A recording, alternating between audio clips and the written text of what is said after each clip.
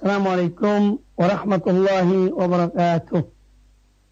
Innal hamdalillah nahmaduhu wa nasta'inuhu wa nastaghfiruh wa na'udzu billahi min shururi anfusina wa min sayyiati a'malina.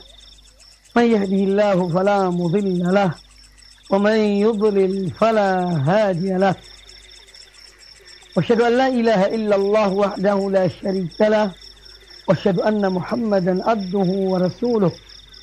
يا أيها الذين آمنوا اتقوا الله حق تقاته ولا تموتن إلا وأنتم مسلمون يا أيها الناس اتقوا ربكم الذي خلقكم من نفس واحدة وخلق منها زوجها وبث منهما رجالا كثيرا ونساء واتقوا الله الذي تساءلون به والأرحام إن الله كان عليكم رقيبا يا أيها الذين آمنوا اتقوا الله وقولوا قولا سديدا يصلح لكم أعمالكم ويغفر لكم ذنوبكم ومن يطع الله ورسوله فقد فاز فوزا عظيما. أما بعد.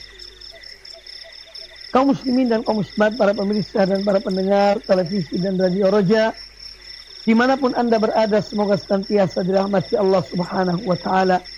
Alhamdulillah, kita sangat bersyukur pada Allah Subhanahu wa Ta'ala atas berbagai nikmat dan karunia yang dianugerahkannya kepada kita, sehingga pada kesempatan yang baik ini kita kembali bertemu dalam pembahasan hadis-hadis Nabi sallallahu alaihi wa alihi wasallam dari kitab Riyadhus Shalihin min kalam Sayyidil Mursalin sallallahu alaihi wa alihi wasallam yang ditulis oleh Imam Abu Zakaria Yahya bin Sharaf An-Nawawi rahimahullah ta'ala. Pembahasan kita insyaAllah memasuki bab yang keempat, atau kitab yang keempat, Kitabu Adabin Naum.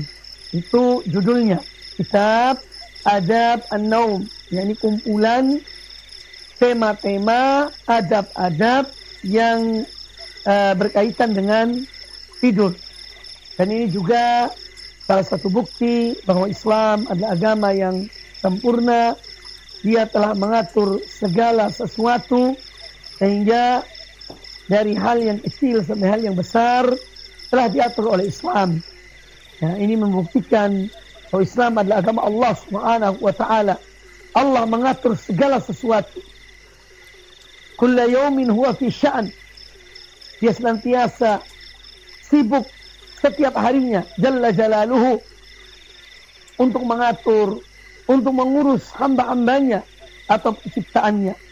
Nah, oleh karena itu Allah Subhanahu wa Ta'ala telah mengatur segala sesuatu. Ya, salah satunya melalui Rasulullah sallallahu alaihi wa alihi wasallam. Allah mengajarkan melalui beliau bagaimana adab-adab tidur seorang mukmin tatkala dia akan tidur, karena tidur itu an-naumu akhul maut. Tidur adalah saudara dari kematian. Terkadang seorang tidur dan dia tidak lagi bangun setelah tidur. Nah, oleh karena itu seorang seyogianya untuk melaksanakan adab-adab tersebut ketika akan tidur, ya, di malam hari, supaya kalau memang ditakdirkan oleh Allah Subhanahu wa Ta'ala bahwa dia akan dicabut ruhnya, dicabut nyawanya dalam keadaan dia tidur itu, maka dia insya Allah wafat dalam keadaan husnul khatimah. Maka dari itu kita melihat perhatian agama kita dan apa yang diajarkan oleh Nabi Sallallahu Alaihi Wasallam tentang bacaan-bacaan dan adab-adab tidur sangat banyak, ya, sangat banyak. Disebutkan oleh Al-Quranul Karim tentang tidurnya seseorang itu, kalau dia dikehendaki bangun, maka dia akan dibangunkan Allah di pagi hari. Tetapi kalau memang dia meninggal, dicabut nyawanya, maka dia akan wafat. Allah Ta'ala berfirman dalam surat Az-Zumar ayat yang ke-42, Allahu yatawaffal anfusa hina mautiha. Allah Dialah yang mematikan jiwa itu ketika jiwa itu mati. Wallati lam tamut fi manamiha. Dan demikian pula yang belum mati dalam tidurnya. Fayumsikul ladzi qada 'alaiha al-maut. Maka Allah kemudian menahan ruh orang yang sudah ditetapkan bahwa dia dengan tidurnya itu dia akan mati. Maka ditahan ruhnya oleh Allah Ta'ala. Wa yursilul ukhra. Dan dia lepaskan kembali, dia berikan kembali kepada ruh itu ila ajali musamma, kepada yang memang masih hidup, yang masih panjang umurnya. Dikembalikan ruh itu sampai waktu yang telah ditetapkan. Inna fi dzalika laayatin liqaumin yatafakkarun. Sesungguhnya pada yang demikian itu terdapat ayat-ayat, tanda-tanda kekuasaan Allah bagi kaum yang senantiasa berfikir. Ya, ini disebutkan dalam surat Az-Zumar ayat yang ke-42. Maka dari itu ketika seorang tidur, anggaplah dia ini akan mati. Karena kalau Allah menghendaki dikembalikan ruhnya, dia bangun di pagi hari. Dan jika Allah menghendaki ketika dia tidur dicabut nyawanya, tidak dikembalikan lagi ruhnya kepada dirinya. Ya, oleh karena itu Ar-Rasul alaihissalam mengajarkan kepada kita adab-adab di dalam tidur. Dan adab dalam tidur banyak sekali, ya, bacaan-bacaan, kemudian pula membaca Al-Quranul Karim. Dan alhamdulillah Allah memberikan taufik kepada kami, ya, untuk menyusun sebuah risalah, ya, risalah tentang tidur, ya, adab-adab tidur sesuai sunnah Nabi Sallallahu Alaihi Wasallam, ya, mengantar anda husnul khotimah, yakni dengan seizin Allah Subhanahu Wa Taala. Ini adalah optimisme dari kita, husnudzon dari kita kepada Allah Subhanahu Wa Taala, bahwa bila seorang melakukan adab-adab tidur ini, insya Allah Taala, kalaupun dia meninggal, maka insya Allah dia wafat dalam keadaan husnul khotimah. Kaum muslimin dan kaum muslimat, para pemirsa, semoga senantiasa dirahmati oleh Allah Subhanahu Wa Taala. Allah Azza wa Jalla juga berfirman dalam Al-Quranul Karim, "Wa min ayatihi manamukum bil-laili wan-nahar." Di antara tanda-tanda kekuasaan Allah, kebesaran Allah, yaitu tidur kalian di malam hari. Jadi tidur kita di malam hari atau di siang hari, ini adalah salah satu di antara tanda-tanda kebesaran Allah. Wa batigha'ukum min fadlihi. Demikian pula ketika kalian diberikan, yakni kemauan, diberikan gerakan dalam diri kita untuk mencari karunia Allah, yaitu siang hari. Ya, ini semua adalah tanda-tanda kebesaran Allah Ta'ala. Inna fi dzalika laayatin liqaumin yasma'un. Sesungguhnya pada yang demikian itu benar-benar terdapat tanda-tanda kebesaran Allah atau kekuasaan Allah bagi kaum yang mau mendengar. Ya. Jadi kita di malam hari, ya, Allah memberikan kepada kita rasa ngantuk. Kemudian kita tidur. Di siang hari kita diberikan semangat untuk beraktivitas, semangat untuk bekerja, semangat untuk mencari nafkah dan mencari rezeki. Ini semua ada di antara tanda-tanda kebesaran Allah Subhanahu wa Ta'ala yang patut kita syukuri, yang patut kita jalankan dengan sebaik-baiknya. Adapun bab yang pertama yang dibawakan oleh Imam An-Nawawi rahimahullah ta'ala dalam kitab Adabun Naum, ini kumpulan bab-bab tentang tidur ini. Bab yang pertama, kata beliau, babu adabin naumi wal ittija' wal qu'ud wal majlis wal jalis wal ru'ya. Bab yang mencakup adab-adab tidur. Ya. Adab-adab tidur, adab al-ittija'. Ketika seorang tidur, ya, berbaring, wal qu'ud ketika duduk, wal majlis juga di majlis, juga ada berkaitan dengan al-jalis teman duduk, Warru'ya, dan adab-adab berkaitan dengan ar-ru'ya, yaitu berkaitan dengan mimpi. Karena kita di malam hari mimpi. Dan perlu diketahui bahwa mimpi itu sebagaimana dikatakan oleh para ulama secara umum, mimpi itu ada 3 macam. Yang pertama, ar-ru'ya as-salihah. Mimpi yang baik, ya, mimpi yang bagus. Ini adalah mimpi seorang mukmin. Ya. Jadi suatu mimpi yang baik. Maka mimpi yang baik ini sumbernya adalah dari Allah Subhanahu wa taala. Kemudian yang kedua yaitu al-hulmu. Ini juga mimpi. Tetapi mimpi al-hulmu ini dari syaitan. Bisa jadi kadang-kadang mimpi yang jelek atau mimpi yang sampai misalnya seorang junub, ya, mimpi seorang wanita atau mimpi intinya yang demikian. Maka ini dari syaitan, ya. Mimpi yang jelek itu dari syaitan. Kemudian yang ketiga, hadithun nafsi. Bawaan dari alam sadar ini yang terbawa tidur. Itu namanya hadithun nafsi. Misalnya, kadang-kadang orang itu seorang siswa atau mahasiswa misalnya, ya dia ini menghadapi ujian, belajar luar biasa. Kemudian dia yang diinginkannya adalah dia itu lulus. Ya. Maka apa yang dialaminya, yang dipikirkannya di saat dia sadar itu terkadang terbawa tidur. Sehingga kemudian dia bermimpi bahwa dia misalnya lulus ujian yang baik, atau mungkin dia bermimpi dia tidak lulus ujian. Ya, nah ini namanya hadithun nafs. Jadi sesuatu yang dialami seseorang atau yang dipikirkan oleh seseorang ketika dia dalam keadaan sadar, kemudian terbawa tidur. Ini namanya hadithun nafsi. Jadi ada ar-ru'yatus salihah, ar-ru'ya as-salihah.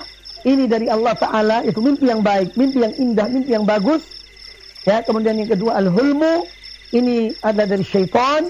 Dan yang ketiga adalah yaitu hadithun nafsi, yaitu bawaan dari alam sadar terbawa tidur sehingga kemudian muncul dalam tidurnya. Ya, sesuatu yang terbawa dari alam sadarnya ketika dia sadar. Baik. Hadis-hadis yang dibawakan oleh Imam An-Nawawi rahimahullah ta'ala di dalam bab ini, ya, yang pertama qala rahimahullah ta'ala Anil Bara ibn Azib radhiyallahu anhuma qala, dari Al-Bara bin Azib radhiyallahu anhuma beliau berkata, kana Rasulullah sallallahu alaihi wasallam idza awa ila firashihi. Dahulu Rasulullah sallallahu alaihi wasallam idza awa ila firashihi, kalau beliau mendatangi tempat tidur beliau, nama ala shiqqihi al-ayman, maka beliau tidur dengan menindih sisi kanannya. Dan menindih menjadikan sisi kanan ini yang ditindihnya, yang di bawahnya, ya, sikil aiman. Tsumma qal, lalu beliau berdoa, beliau membaca kalimat ini, Allahumma aslamtu nafsi ilaik. Ya Allah, aku menyerahkan jiwaku ini kepada Engkau. Wa wajjahtu wajhi ilaik, dan aku arahkan wajahku kepada Engkau. Jadi aku menghadapmu ya Allah. Wa fawwadtu amri ilaika, dan aku serahkan urusanku hanya kepada Engkau. Wa alja'tu dhahri ilaika, dan aku sandarkan punggungku hanya kepada Engkau. Raghbatan wa rahbatan ilaik, karena semata-mata ingin mendapatkan rahmat dari Engkau ya Allah, dan semata-mata karena takut akan azabmu. La malja'a wa la manja minka illa ilaik, tidak ada tempat bersandar Tidak ada juga tempat untuk menyelamatkan diri dari azab-Mu ya Allah, illa ilaika, kecuali dengan kembali kepada Engkau. Kecuali dengan kembali kepada Engkau. Amantu bi kitabika alladhi anzalta. Aku beriman kepada kitab-Mu yang Engkau turunkannya, yaitu Al-Quranul Karim. Wa nabiyyika alladhi arsalta, dan aku beriman kepada nabi-Mu yang Engkau utus. Nah, ini salah satu dari bacaan-bacaan ketika akan tidur. Karena masih banyak bacaan-bacaan ketika akan tidur. Salah satunya ya apa yang diriwayatkan dari Al-Bara' bin Azib radhiyallahu anhuma. Hadis ini dikeluarkan Imam Al-Bukhari ya di dalam kitab Al-Adab dari Sahih Al-Imam Al-Bukhari. Nah, hadis ini menjelaskan kepada kita sebagian dari adab-adab tidur yang dicontohkan, dipraktekkan oleh Nabi Sallallahu Alaihi Wasallam. Ya, yang dipraktekkan oleh Nabi Sallallahu Alaihi Wasallam. Dan ini disaksikan oleh Al-Bara' bin Azib radhiyallahu anhu.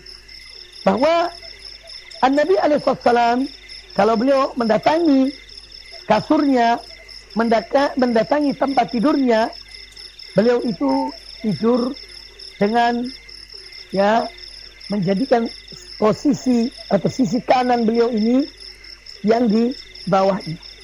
Ya. Itu yang di bawahnya. Kemudian beliau berdoa. Ya. Dan ini pernyataan Nabi sallallahu alaihi wasallam yang diajarkan kepada kita. Ini pernyataan seorang hamba. Bagaimana ketika dia menyerahkan seluruh perkaranya, zahiran wa batinan, baik yang tampak ya maupun yang tidak tampak, urusan-urusannya, jasadnya, punggungnya, semua diserahkan kepada Allah Subhanahu wa taala. Ya. Dia menyatakan hal itu. Karena apa? Ya, bacaan ini dan apa yang diajarkan oleh Nabi SAW ini betul-betul ya apabila kita renungkan sangat mengena. Karena seorang ketika dia tidur itu dia tidak tahu apakah dia ini akan dibangunkan lagi ataukah mungkin tidurnya itu sebagai pembukaan, sebagai permulaan dari tidurnya untuk selamanya, ini untuk kematiannya. Nah, oleh karena itu Rasul alaihissalam mengajarkan kepada kita ya bagaimana seorang mengucapkan, kita melihat satu persatu, Allahumma aslamtu nafsi ilaik, ya Allah, aku menyerahkan jiwaku hanya kepada Engkau. Ya, aku menyerahkan jiwaku kepada Engkau. Ya. Jadi ini seorang menyerahkan dirinya, pasrah, tunduk, patuh, dan menyerahkan jiwanya kepada Allah Subhanahu wa taala. Dan ini sikap seorang mukmin, selalu menyerahkan dirinya kepada Allah Azza wa Jalla. Wajjahtu wajhi ilaik, dan aku arahkan wajahku kepada Engkau ya Allah. Dia mengarahkan wajahnya kepada Allah Subhanahu wa taala. Dia menyerahkan dirinya. Ya. Ini menunjukkan bahwa dia hanya berharap kepada Allah. Dia hanya memohon kepada Allah. Dia hanya menghadapkan wajahnya kepada Allah Ta'ala. Dalam semua keadaannya. Ya, dalam semua keadaannya. Selalu dia arahkan wajahnya, dirinya kepada Allah Subhanahu wa taala. Kemudian wa fawwadtu amri ilaik, dan aku menyerahkan semua perkaraku, urusanku kepada Engkau ya Allah. Manusia itu dalam kesehariannya banyak urusannya. Kita ini banyak urusan kita. Urusan rumah tangga, urusan pendidikan, urusan dakwah, urusan-urusan rumah yang lainnya banyak. Banyak urusan yang kita jalani dalam keseharian kita. Nah, Seorang mukmin ketika dia tidur, dia menyerahkan urusannya kepada Allah Ta'ala. Dia menyerahkan urusannya kepada Allah Ta'ala. Wa alja'tu dhahri ilaik, dan aku sandarkan punggungku kepada engkau ya Allah. Tiada tempat sandaran kecuali Allah Ta'ala. Ya. Maka dalam segala masalah yang kita hadapi itu jangan mengeluh pada manusia. Jangan menyalahkan manusia. Bersandarlah pada Allah Ta'ala. Kembalilah pada Allah Ta'ala. Ya. Kita sebagai orang beriman kepada Allah, beriman kepada takdirnya, beriman kepada ketetapannya. Ya. Maka jangan mencari sandaran yang lain. Jangan mencari sandaran yang lain selain Allah Subhanahu wa Ta'ala. Ini namanya akidah. Ini namanya tauhid. Ya. Seorang dia bersandar hanya kepada Allah Subhanahu wa Ta'ala, bukan kepada manusia. Ya. Orang yang bersandar kepada manusia dikhawatirkan ini musyrik. Bisa jadi berbuat syirik tanpa disadari. Maka Nabi SAW mengajarkan kepada kita agar kita ini menyandarkan diri kita kepada Allah Subhanahu wa Ta'ala. Zahiran wa batinan. Semua urusan kita, perkara kita, baik yang tampak maupun yang tersembunyi. Ya. Kita bersandar dan menyandarkan itu semuanya kepada Allah Ta'ala. Dengan apa? Dengan harap dan cemas. Raghbatan wa rahbatan. Ini sifat orang mukmin. Ya. Al-khawfu war raja. Dia di antara rasa takut pada Allah Ta'ala dan berharap kepada Allah Subhanahu wa Ta'ala. Ini yang harus selalu dimiliki oleh seorang mukmin. Dan para ulama menyebutkan tentang harapan dan cemas. Ya, berharap pada Allah dan rasa takut dari Allah Ta'ala. Ini ibarat dua sayap burung. Burung itu dia hanya bisa terbang kalau dia memiliki dua sayap. Kalau salah satu sayapnya itu patah, ya, maka dia tidak akan bisa terbang. Ya, dia tidak akan bisa terbang.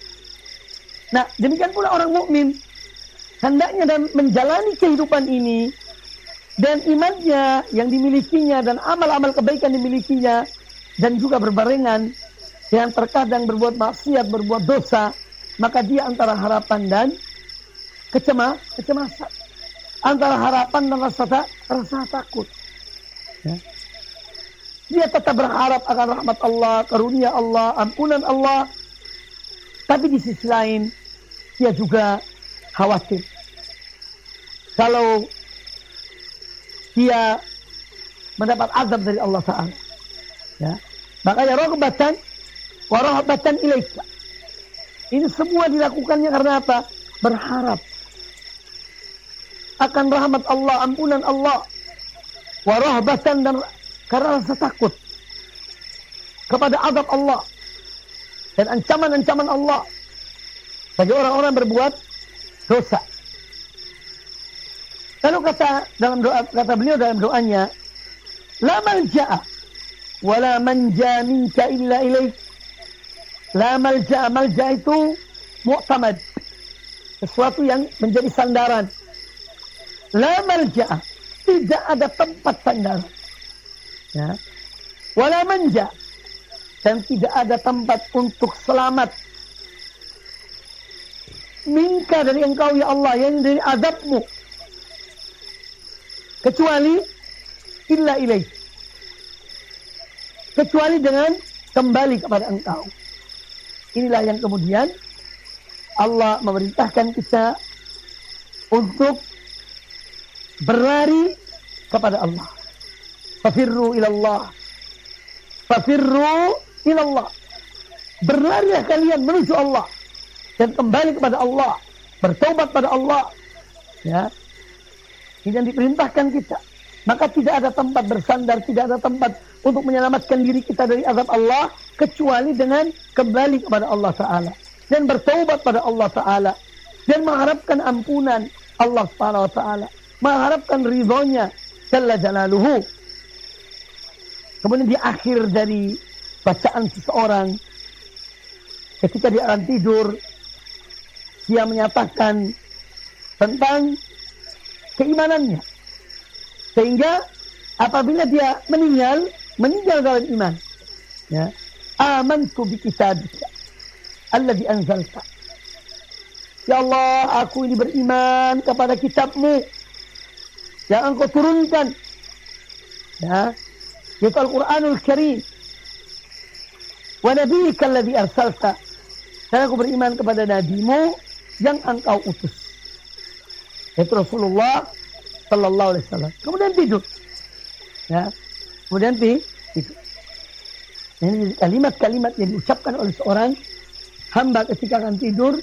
Ini adalah pengakuan-pengakuan yang agung, ya, dari seorang hamba kepada Allah Subhanahu wa taala.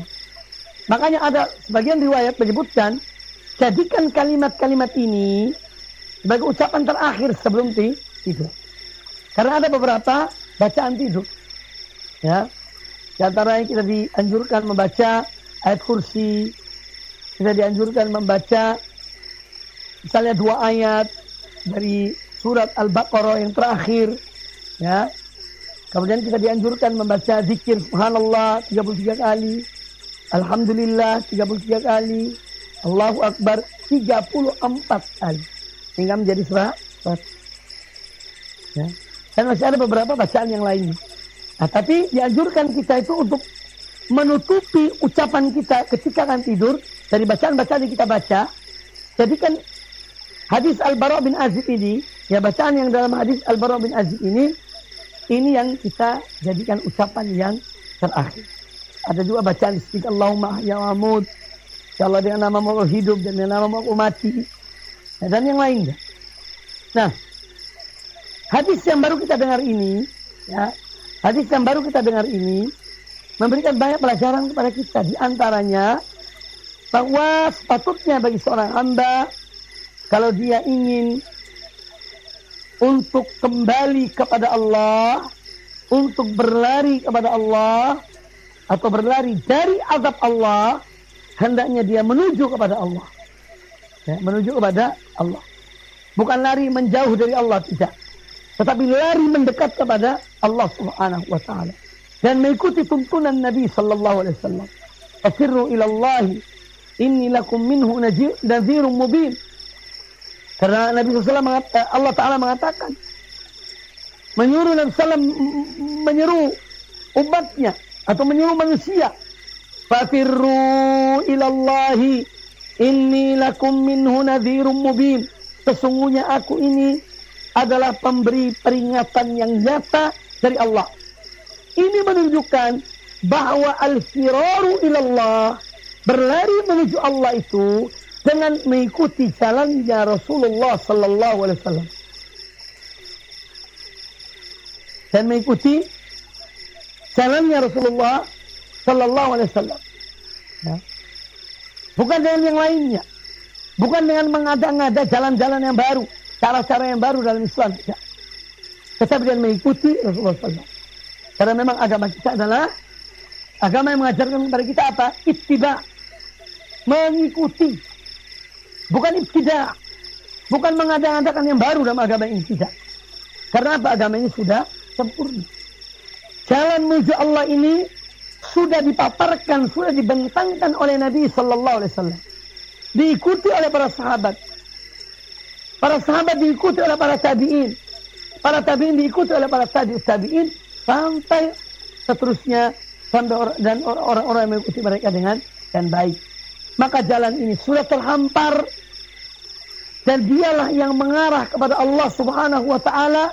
Adapun jalan-jalan yang lainnya tidak akan sampai pada Allah taala. Ya. Jalan-jalan yang lain tidak akan sampai kepada Allah Subhanahu wa taala. Ya. Tapi jalan Rasulullah SAW yang diikuti para sahabat dan orang-orang yang mengikuti mereka dengan baik, itulah yang menghantar seorang hamba menuju Allah Subhanahu wa taala untuk mendapatkan cintanya, keridhaannya, dan pertemuan dengan Allah Subhanahu wa taala. Ja'alanallahu minhum. Semoga Allah jadikan kita bagian dari mereka. Ya, walaupun kita dari sisi amal jauh ya dibandingkan dengan tidak ada apa-apanya. Ya. Maka ketika seorang merasa dalam dirinya bahwa dia telah berbuat, wallahi, ya sadarlah, wahai orang yang sedang mabuk dalam keadaan membanggakan apa yang dia amalkan. Apa yang kita amalkan ini, apa yang Anda amalkan, tidak ada apa-apanya dibanding dengan mereka yang dahulu. Para salafus saleh, orang-orang yang takwa pada Allah Ta'ala. Tetapi ketika kita mengikuti jejak mereka, ini semoga salah satu isyarat yang baik. Salah satu isyarat yang baik ya bagi kita. Ya. Karena dengan mengikuti, insya Allah kita pun akan mendapatkan apa yang didapati oleh mereka yang telah mendahului kita. Yang telah mendahului kita. Oleh karena itu, tidak boleh seorang itu ada kibir dalam dirinya, ada keangkuhan dalam dirinya, merasa berjasa kepada Islam. Aku telah berbuat, na'udzubillah. Allah bisa hancur kehidupan seorang yang tidak tahu dirinya, ya. Membanggakan dirinya. Ya. Makanya seorang itu, ya kalau kita melihat sesuatu amal-amal kebaikan itu, ya, hendaknya kita melihatnya di atas. Artinya orang-orang yang lebih dari kita. Ya. Ada orang subhanallah, kita tidak tahu. Setiap jam 1:30 malam bangun sampai subuh, sholat tahajud dan witir, kemudian sholat berjamaah subuh dan bekerja. Saya bertanya, apakah saudara tidak ngantuk? Alhamdulillah tidak. Mengapa demikian? Karena taufik dari Allah Azza wa Jalla. Taufik dari Allah Subhanahu wa Ta'ala. Bayangkan, bangun jam 1:30 di tengah malam, berwudu kemudian sholat dan baca, berdoa, berzikir sampai subuh. Subhanallah. Kemudian setelah subuh sholat berjamaah. Setelah berjamaah pulang ke rumahnya. Waktu duha sholat duha 8 rakaat. Subhanallah.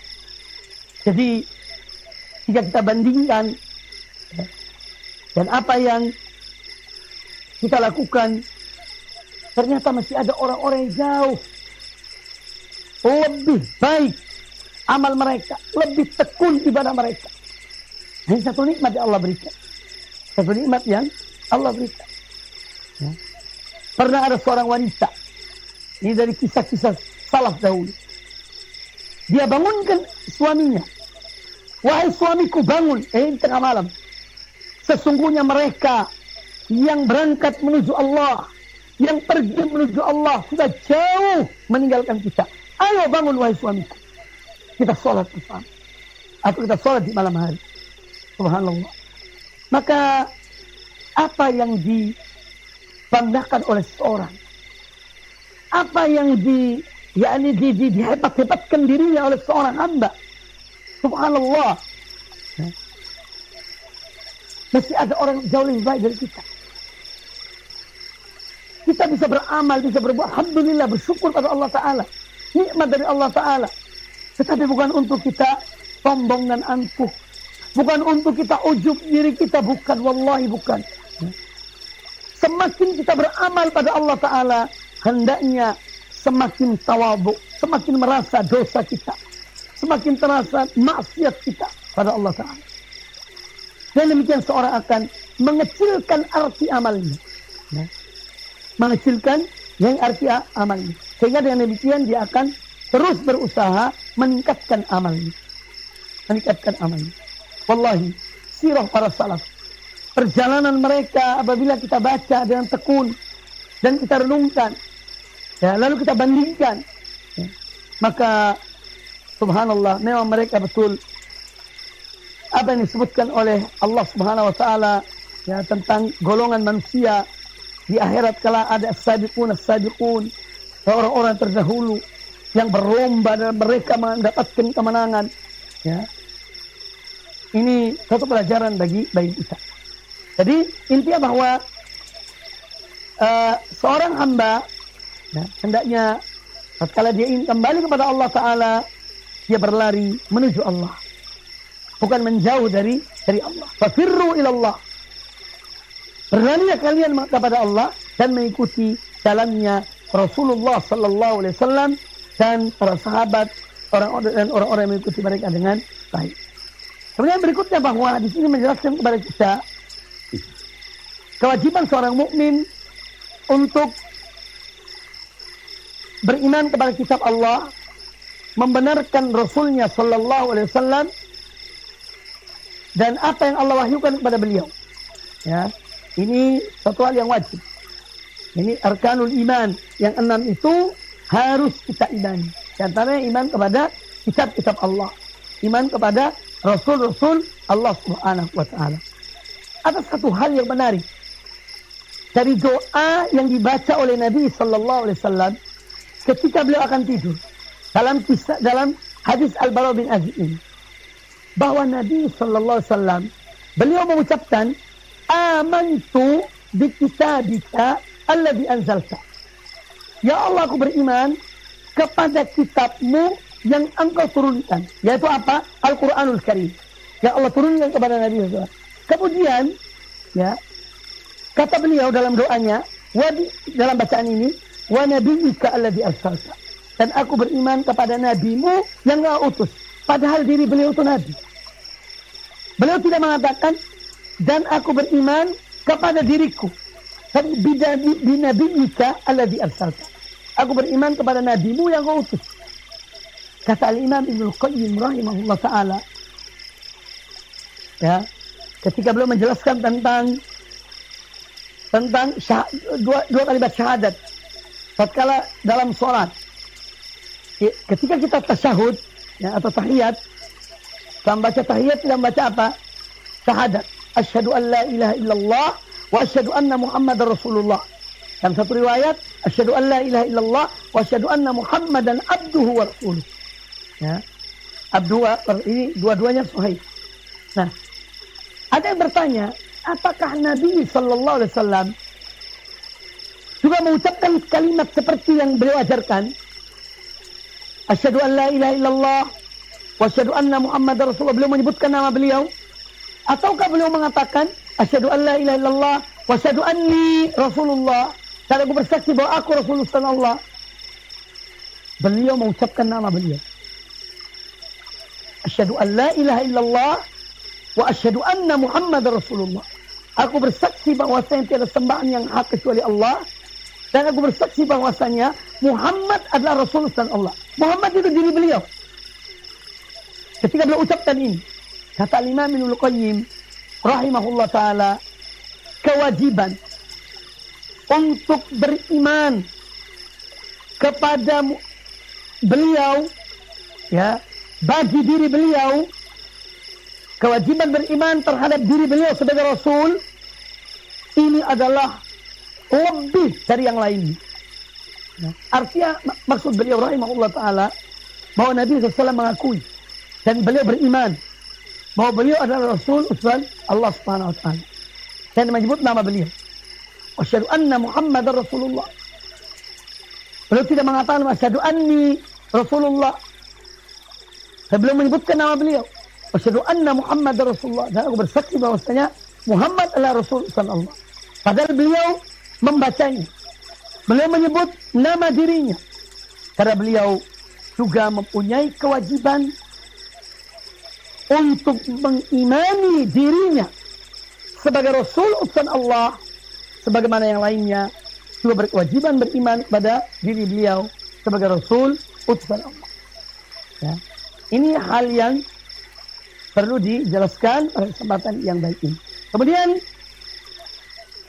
disebutkan di sini tentang kalimat-kalimat yang diucapkan oleh orang yang akan tidur. Ini kalimat-kalimat yang betul-betul menunjukkan bagaimana seorang hamba secara sungguh-sungguh dia menghadapkan dirinya kepada Allah Ta'ala. Ya. Dengan apa? Dengan hatinya, dengan wajahnya, ya, dengan hatinya. Kenapa disebutkan wajah? Karena wajah ini dan hati sesuatu yang mulia dalam diri seorang. Jadi ini menunjukkan bagaimana kesungguhan seorang di dalam menyatakan bahwa dia betul-betul menghadapkan semuanya kepada Allah Subhanahu wa taala. Ya. Zahiran wa batinan. Baik yang zahir maupun yang batin. Semua diserahkan kepada Allah Subhanahu wa taala. Kemudian yang juga diambil dari tuntunan bacaan ketika akan tidur ini tentang wa fawwadtu amri ilaik, dan aku serahkan semua urusanku kepada Engkau ya Allah. Ini kewajiban seorang hamba, dan barang siapa yang dia menyerahkan urusannya kepada Allah Ta'ala, dia berusaha, dia berbuat, kemudian dia serahkan kepada Allah Ta'ala, maka Allah yang akan mencukupinya. Allah yang memberikan kecukupan kepadanya. Allah yang akan menolongnya. Allah yang akan memenuhi hajat-hajatnya. Ya. Kalau dia betul-betul pasrah dan menyerahkan segala urusannya kepada Allah Ta'ala. Jadi dia berbuat, dia beramal, dia bekerja, kemudian selebihnya diserahkan pada Allah Ta'ala. Maka Allah akan memberikan kecukupan kepadanya. Ya, oleh karena itu, kita jangan banyak mengeluh kepada manusia. Apa gunanya? Ya, mengadu kepada manusia, bicara depan umum, untuk apa? Ya. Kok seakan-akan kita ini tidak punya Allah Ta'ala? Ya. Bangun di malam hari, salat tahajud, angkat dua tangan kita, ya, menghadap kepada Allah Ta'ala. Jangan kepada yang lainnya. Apa kita ingin dukungan manusia, pemberian manusia? Jangan. Allah Maha Pemberi. Ya. Sebagaimana para salaf dahulu. Para salaf dahulu di antara wasiat-wasiat mereka kepada sesama ulama, ya, yaitu kata mereka, man amila lil akhirati kafahu Allahu dunya, man amila lil akhirati kafahu Allahu dunya. Barang siapa yang dia beramal untuk akhirat, ya, maka Allah akan cukupkan dia dunianya. Ya. Di sini pentingnya keikhlasan. Ya. Dalam kita beramal, dalam kita berbuat, dalam kita berdakwah kepada manusia, kadang-kadang kita tidak disenangi, biarkan mereka tidak senangi. Karena apa? Inti dari dakwah ini adalah menyampaikan. Inti dakwah ini menyampaikan. Urusan orang menerima atau tidak menerima, mengikuti atau tidak mengikuti, bukan urusan kita. Bukan urusan da'i. Urusan da'i, perkara seorang da'i, kewajiban seorang da'i, yaitu menyampaikan risalah Allah. Adapun yang menerima, itu bukan urusan kita. Ya, itu urusan Allah Subhanahu wa ta'ala. Nah, ini yang harus kita tanamkan dalam diri kita. Aku punya kewajiban apa? Sampaikan. Selesai. Ya.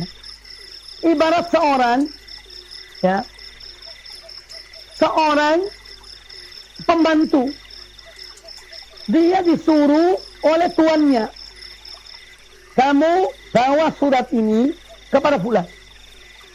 Ya. Sampai baca isinya apa, tidak tahu. Pokoknya intinya menyampaikan surat ini. Nah, ketika orang ini pergi kepada tujuan yang ditujukan, diberikan surat itu, sudah selesai tugas. Adapun apa yang ada dalam surat ini, orang itu baca atau tidak baca, dia nerima atau tidak terima, itu bukan urusan yang menyampaikan surat tersebut. Tugasnya hanya menyampaikan. Maka mari kita sederhanakan, yakni pola berpikir sesuai dengan apa yang dikehendaki oleh Allah dan Rasulnya. Bukan tugas kita memaksa orang untuk mengikuti kita. Kadang-kadang sampai menjelek-jelekan seorang, mengata-ngatai seseorang, mengucapkan kalimat-kalimat yang tidak pantas kepada orang lain. Subhanallah. Subhanallah. Maha suci Allah. Ya. Untuk apa? Apa gunanya? Apa manfaatnya? Maka dari itu, kaum muslimin rahimakumullah, Mari kita masing-masing menjalankan tugas sesuai dengan apa yang kita ditugaskan. Tidak berlebihan dari itu. Tidak melampaui batas dari tugas yang kita diberikan. Juga tidak menggampangkan dan meremehkan tugas yang kita diwajibkan oleh yang menugaskan kita. Ya, yang menugaskan kaum muslimin, kaum muslimat rahimani wa rahimakumullah, para pemirsa, semoga senantiasa dirahmati Allah Ta'ala. Kemudian hadis yang berikutnya. Wa anhu qal, juga dari Al-Bara bin Azib radhiyallahu anhu. Kata beliau, qala li Rasulullah sallallahu alaihi wasallam. Rasulullah SAW bersabda, yani berkata kepada aku, kepada Al-Bara bin Azib, "Iza ataita matta'aka," kalau kamu mendatangi tempat tidurmu, kamu hendak tidur, fatawadda wudu'aka lis-shalah, maka berwuduklah kamu sebagaimana wudukmu ketika akan sholat. Tsumma taji' ala shiqqikal aiman, kemudian berbaringlah kamu dan menindih sisi kananmu. Wa qul, dan katakanlah, Allahumma aslamtu nafsi ilaika, seperti yang disebutkan dalam hadis yang sebelumnya. Nah, dalam hadis yang kedua ini ada lagi satu adab yang diajarkan oleh Nabi sallallahu alaihi wasallam, yaitu berwudu. Ya, yaitu berwudu. Maka kita dianjurkan sebelum tidur itu berwudu. Ya, ketika tidur, aktivitas semua kita selesaikan. Mungkin seorang mau membersihkan giginya, gigi, kemudian wudu. Seperti wudunya ketika akan sholat. Kemudian masuk kamarnya, tidurlah. Sesuai dengan adab ini tadi. Ya, dengan meletakkan posisi kanan yang di bawah. Menindih posisi kanan. Kemudian membaca bacaan-bacaan ketika akan tidur yang sudah diajarkan oleh Nabi SAW. Lalu kemudian kita jadikan kalimat ini yang terakhir. Karena disebutkan di sini, wa dzakara nahwa fihi waj'alhunna akhir ma taqul. Dan jadikanlah kalimat-kalimat ini tadi, yang hadis yang awal tadi itu, sebagai terakhir yang kamu ucapkan. Kalau baca ini, udah diam. Nah, tidurlah. Sebagai akhir ucapan. Ini adab-adab yang diajarkan oleh Nabi SAW ketika tidur. Kata apa cara diambil dari hadis ini? Kita dianjurkan untuk, jadi sebagai seorang muslim, seorang mukmin, dianjurkan untuk tidur dalam keadaan berwudu. Ya, dalam keadaan berwudu. Sehingga kalau misalnya seorang ditakdirkan Allah Ta'ala meninggal, maka dia meninggal dalam keadaan berwudu. Dia meninggal dalam keadaan berwudu. Dan orang yang tidur dengan wudu itu didoakan oleh para malaikat. Didoakan oleh para malaikat. Mereka mendoakan orang tersebut. Kemudian juga bahwa yang diambil dari dua hadis ini tadi, bahwa memang persiapan untuk mati itu, ya, adalah membersihkan. Apa yang dibersihkan? Batin kita, hati kita, dan zahir kita. Ya, sehingga betul-betul seorang dalam keadaan bersih, terutama hatinya. Karena kebersihan hati ini lebih utama daripada kebersihan zahir. Ya, meskipun kita memperhatikan kebersihan zahir, tapi lebih dari itu ini. Ya. Makanya salah satu cerminan hati itu lisan. Ya, lisan. Apa yang tersembunyi dalam hati ini terungkap dari lisan. Oleh karena itu marilah kita bersihkan hati. Perhatikan betul tentang benda yang satu ini. Yang mana apabila benda ini baik, daging ini baik, semua perbuatan tubuh ini akan baik. Tapi kalau segumpal daging ini jelek, maka semua perbuatan fisik pun akan jelek. Kemudian di sini menjelaskan kepada kita tentang jadi seorang mukmin ketika dia mempersiapkan dirinya untuk ketika mempersiapkan dirinya untuk tidur, ya, yang mana tidur diibaratkan kematian, betul-betul persiapkan ya dengan baik dan membersihkan zahir dan batinnya. Kemudian bahwa kadang-kadang seorang ketika tidur itu didatangi oleh syaitan, ya, dipermainkan oleh syaitan. Makanya kita dianjurkan demikian, berwudu, kemudian kita membaca bacaan-bacaan sebelum tidur, karena syaitan mendatangi juga kepada orang yang sedang tidur untuk dia permainkan, untuk dia menggoda, merayu atau menakut-takuti, ya, dalam mimpi-mimpi yang dibawa oleh syaitan. Kemudian juga dianjurkan ketika seorang tidur itu untuk menindih sisi kanannya, ya, menindih sisi kanannya. Kemudian di antara hikmah dari menindih sisi kanan itu ketika tidur itu untuk meringankan beban jantung. Meringankan beban jantung. Karena kalau menindih sebelah kiri, ini jantung akan lebih berat. Dan menindih sebelah kanan akan lebih meringankan beban jantung. Bagaimana dikatakan oleh ya, ahlinya dalam masalah ini. Kemudian ikhwani fillah rahimani wa rahimakumullah, ya, subhanallah, adab-adab yang diajarkan oleh Nabi SAW demikian banyaknya. Di antara adab-adab tidur ada juga surah-surah Al-Quranul Karim yang kita dianjurkan membacanya sebelum kita tidur. Baik, hadis yang berikutnya. Qala al-Imam An-Nawawi rahimahullah ta'ala, wa an Aisyah radhiyallahu anha qalat, dari Aisyah ummul mukminin radhiyallahu anha, beliau berkata, kana an-nabiy sallallahu alaihi wasallam yusalli min al-lail 11 rakaatan. Adalah Nabi sallallahu alaihi wasallam, beliau salat di malam hari, ya, yusalli min al-lail, beliau salat, ya, pada bagian malam itu sebanyak 11 rakaatan. Sebanyak 11 rakaat. Wa idza tala'a al-fajru, dan apabila telah muncul fajar, telah terbit fajar, ya, salat raka'ataini khafifatain. Beliau salat 2 rakaat. Kalau sudah muncul fajar, fajar shadiq, karena fajar itu ada 2 macam. Ada fajar kadzib, ada fajar shadiq. Ya. Ada fajar kadzib itu artinya sebetulnya belum masuk waktu subuh. Nanti kalau sudah muncul fajar yang shadiq, baru kemudian masuk waktu subuh. Dan Nabi SAW sholat 11 rakaat. Kalau nanti setelah masuknya fajar, terbitnya fajar, beliau sholat 2 rakaat. Sholat yang ringan. Tumat toja'a ala syikil aiman.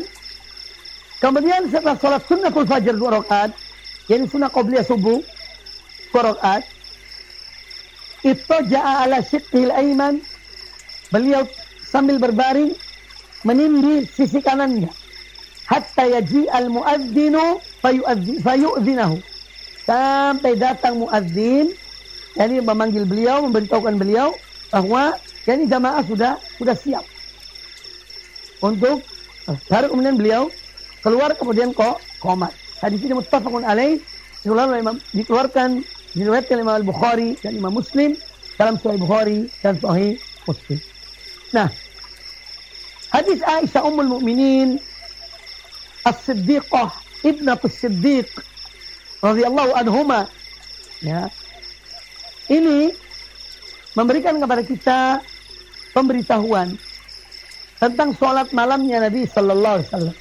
Kata-kata yusalli minal lail, kata min di sini menunjukkan bahwa Nabi sallallahu alaihi wasallam sholat malam itu sebagian malam. Tidak semalam suntuk beliau sholat, tidak. Ya. Jarang sekali. Pernah beliau lakukan, tapi jarang sekali. Pada umumnya beliau tidur dulu, baru kemudian bangun untuk sholat.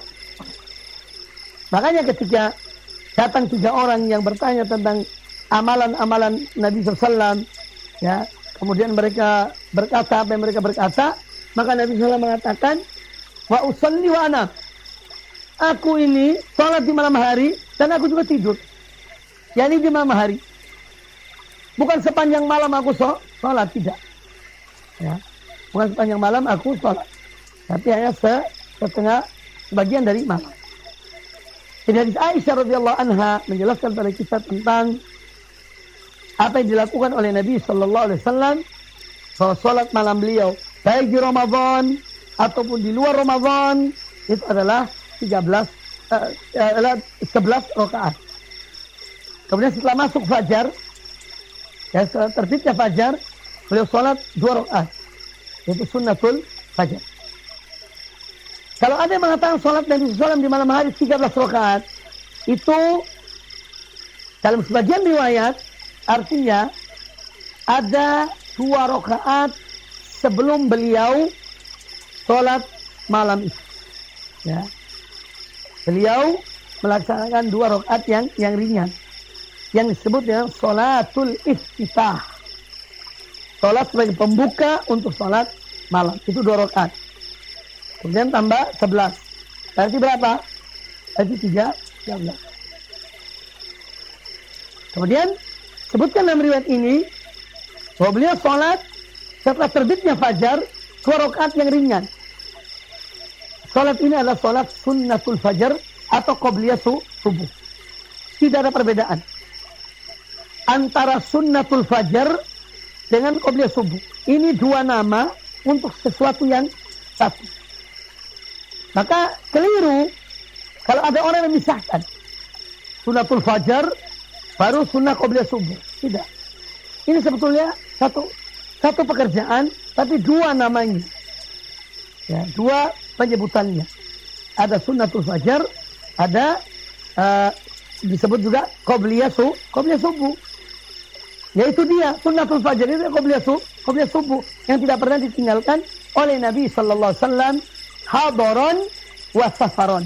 Baik ketika beliau ada di kota Madinah ataupun ketika safar pergi dalam perjalanan, beliau tidak meninggalkan 2 rakaat ini. Sunnatul fajar 2 rakaat, salat qobliyah subuh. Dan ada lagi satu salat yang tidak beliau tinggalkan baik dalam keadaan bermukim di Madinah ataupun dalam keadaan safar, yaitu salat sunnah witir. Ya, salat ganjil. Ya, 3 rakaat, 1 rakaat atau 5 rakaat dan seterusnya. Jadi salat Nabi SAW itu 11 rakaat di malam hari. Ya.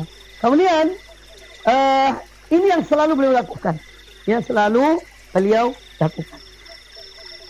Kemudian yang juga diambil dari hadis ini, bahwa kita dianjurkan untuk mengerjakan sunnah qobliyah subuh.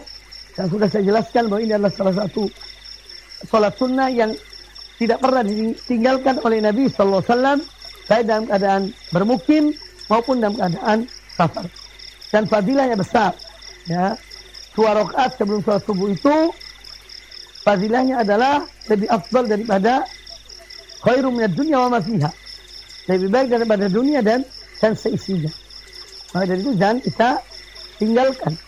Jangan kita tinggalkan. Berusaha untuk selalu mengerjakan sunnah qobliyah subuh. Itu 2 rakaat.